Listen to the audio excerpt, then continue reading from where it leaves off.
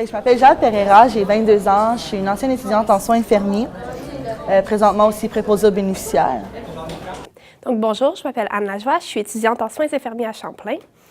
Donc j'ai tout le temps eu une grosse compassion envers tout le monde. Je suis quelqu'un qui aime beaucoup aider les gens, puis je trouvais que c'était le meilleur métier pour pouvoir me permettre de faire ça.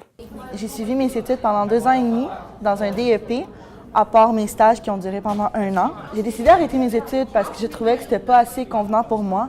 C'était trop des temps supplémentaires, c'était trop chargé aussi, puis trop demandé de temps à part le travail, donc. J'ai pas commencé en soins infirmiers, donc j'ai des sessions allégées, vu que j'ai déjà fait des cours qui ont été crédités. Donc par chance, j'ai déjà une session un petit peu moins difficile que le reste de mes collègues, mais j'ai quand même vraiment beaucoup de choses à faire. Beaucoup de lectures, tu sais, comme une centaine, 200 de pages à lire, mettons, à travers ma semaine, même si c'est pas plus. Là, souvent, je feuillete parce que je peux pas tout lire. Puis là, en stage, à chaque semaine, j'ai un gros travail à remettre. C'est beaucoup de temps, de patience, de détermination aussi. Quand c'est trop, c'est rendu à 50 à 60 heures semaine, c'est vraiment trop. J'ai travaillé pendant 1 an et demi dans un centre hospitalier, donc un hôpital. Je faisais beaucoup de tâches supplémentaires, 50 heures semaine. Ça m'a vraiment mis à terre. Il faut être déterminé, être patient et disponible pour eux. Surtout durant les 3 premiers mois, il faut être disponible les 3 quarts, donc de jour, de nuit et de soir. Fait que c'est vraiment quelque chose qui est comme un manque de vie rendu là.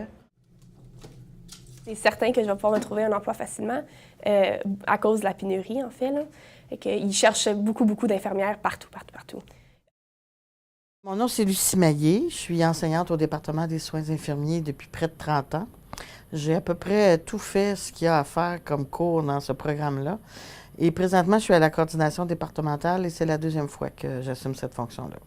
Est-ce que ce programme-là est accessible à tout le monde?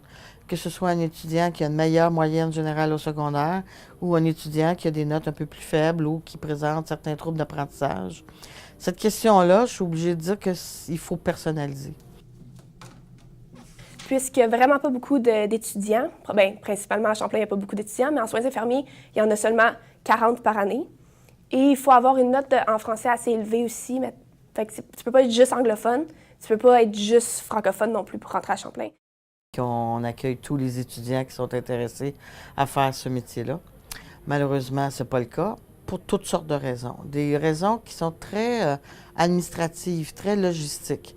Je ne pense pas reprendre mes études en soins infirmiers. Il devrait y avoir plus de programmes offerts pour pouvoir aller suivre cette formation-là. Surtout que, comme en effet, on est en manque dans les hôpitaux ou dans les milieux privés ou publics. Sur la Rive-Sud, on a beaucoup d'admissions, mais ce n'est pas du tout relié, ça n'a pas de lien du tout. Au contraire, il faudrait qu'on ouvre les portes plus grandes pour contrer la pénurie. Effectivement, oui, pour les injections ou autres, c'est important, mais sinon, de base, on s'entend que Pythagore, on n'utilise pas ça en soins infirmiers. C'est plutôt vers l'être humain qu'on va. Présentement, le plus grand préjugé qu'on vit, c'est les mauvaises conditions de travail des infirmières. C'est ce qui nuit. Ça contribue à une baisse de popularité de ce programme-là. Il faudra que les conditions de travail et les conditions d'exercice des infirmières dans les milieux de la santé s'améliorent. On sent un peu d'espoir de la ministre actuelle de Mme McCann. Est-ce qu'elle va amener les changements que plusieurs espèrent? C'est à souhaiter. Mais en parallèle, il va falloir que le ministère de l'Éducation aussi change les programmes pour qu'on s'harmonise aux besoins de la population.